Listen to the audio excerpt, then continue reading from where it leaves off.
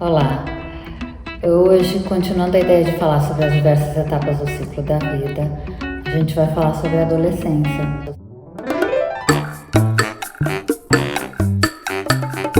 Apesar de a adolescência ser um fenômeno do século XX, há registros desde Sócrates assim sobre como é que é a juventude. E é curioso porque esses registros são muito parecidos com a ideia que a gente tem da juventude atual.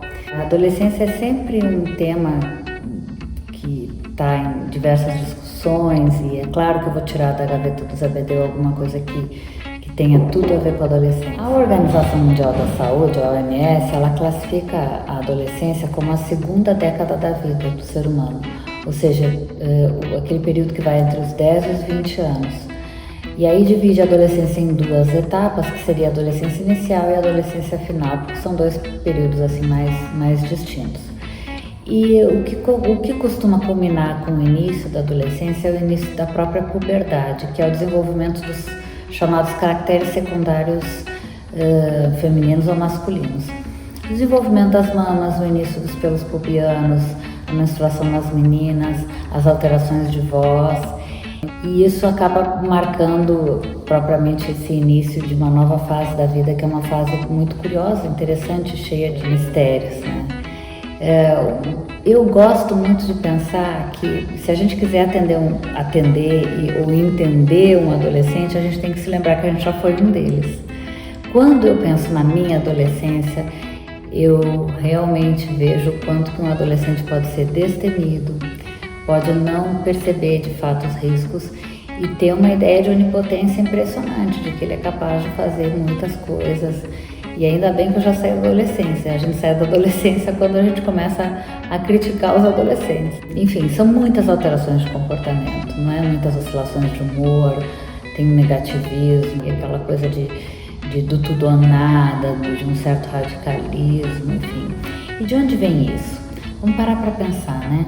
Na infância, esse mesmo ser humano estava ali olhando ainda para os pais como figuras incríveis, uma espécie de super-heróis, todos idealizados, sem defeitos e podendo tudo.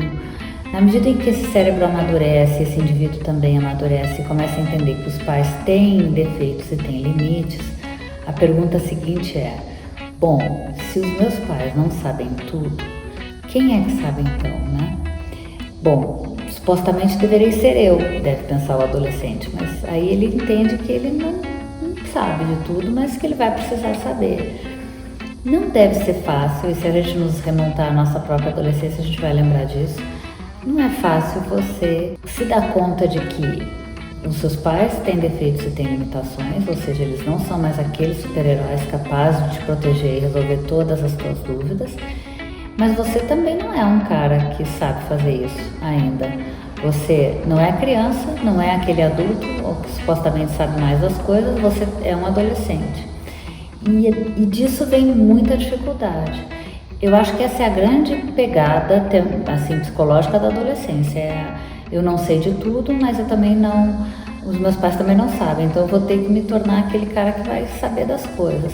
Enquanto esse fenômeno não se desenvolve e a entrada da idade adulta não chega, tem toda aquela coisa de formação de ídolos, de adorar teorias complexas para explicar fenômenos, de ter diversas orientações filosóficas diferentes e uma aptidão por gostar de explicações difíceis para as coisas. Na verdade, o que esse adolescente está fazendo é buscar entender o mundo, porque ele vai precisar usar suas próprias regras e compreender com seu próprio olhar esse mundo daqui para frente, já que ele entendeu que os pais não são super-heróis. E ele acaba se dedicando muito tempo para cuidar disso, porque não é uma tarefa simples compreender o mundo e responder as perguntas clássicas do mundo: o que eu estou fazendo aqui, quem sou eu e para onde eu vou. Isso tudo em um curto espaço de tempo, se a gente for pensar, né? Então, realmente não é bom estar na pele de um adolescente, mas a adolescência pode ser uma coisa bacana também, se a gente entender isso e viver de uma forma menos pesada. Eu não gosto muito daquela coisa de tudo, adolescente aborrecente, adolescente aborrecente. Eu confesso que nem sempre eu consigo me abster desse tipo de crítica, mas eu acho que os jovens não devem gostar muito de ficar ouvindo isso o tempo todo, não. Vou perguntar, tá aí uma coisa que eu vou perguntar. Mas aí assim, bom, vamos falar sobre adolescência, até que essas coisas que eu disse não devem ser novidade para ninguém, mas eu tenho que tirar uma coisa da gaveta do CBD, certo?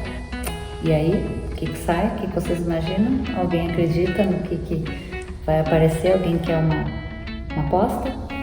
Não tem uma outra ideia, eu não teria outra ideia a não ser tirar da gaveta do Zé Bedeu um smartphone.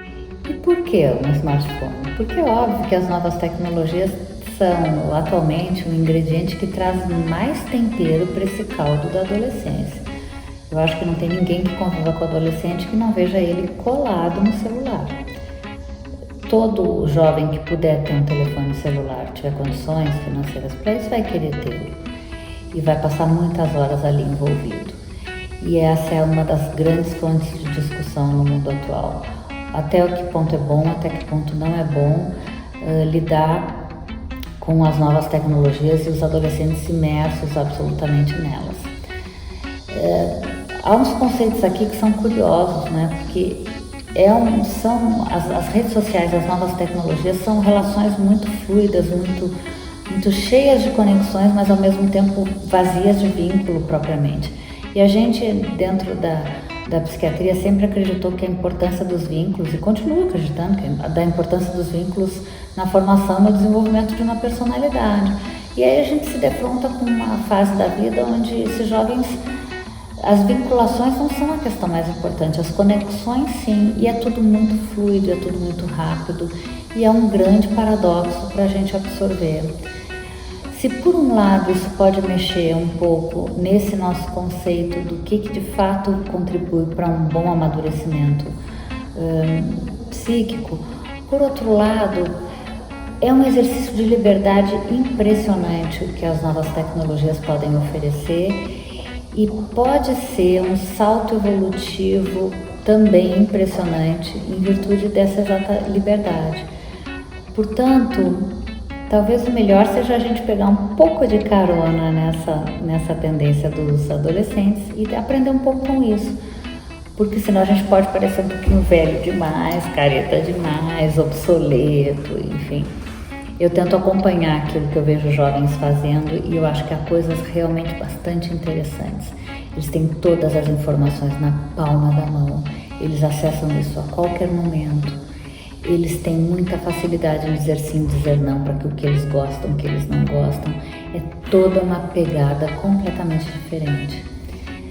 A gente pode olhar para esse momento de um jeito um pouco mais leve, observando o fenômeno, ao invés de só fazer uma crítica para não correr o risco de ser aquela pessoa que dizia que todo mundo ia ficar vesgo quando ficasse olhando muito perto para a televisão e que a televisão ia ser o mal da humanidade. E porque são evoluções tecnológicas inegáveis, ninguém vai conseguir parar o mundo para reter e segurar as novas tecnologias. Não há chance disso acontecer. Então, talvez seja bom pegar carona e aprender um pouco com esses jovens. A gente pode continuar incentivando a importância dos vínculos e deve, e continuar trabalhando coisas importantes relacionadas à tradição, mas por outro lado a gente pode aproveitar dessa modernidade inteira e aprender com os jovens. Eles ensinam tanto pra gente. E é legal aprender com eles, é legal essa troca. A gente também ganha um pouquinho de juventude. Enfim, são coisas que são desafiadoras, mas eu recomendo fortemente que a gente não feche os olhos e não saia somente criticando por criticar, sem ter informação suficiente sobre isso. Não vou falar sobre quantas horas de tela é adequado ou não é adequado, qual é o conteúdo adequado ou não adequado. Isso daria milhares de outras histórias. Não é esse o meu propósito hoje. Meu propósito é realmente o de tentar desmistificar um pouco esse estigma de maldade que está relacionado com as novas tecnologias. Primeiro, porque a gente não vai conseguir vencê-las, e segundo, porque talvez esse bicho-papão não seja assim tão bicho-papão. Então, nós vamos surfar nessa onda. Enquanto é eles, a gente vai desejar que de fato isso só venha para contribuir e ajudar nesse verdadeiro salto evolutivo, que é o que eu acho que pode acontecer com os nossos jovens. Boa sorte aos nossos jovens e até a próxima.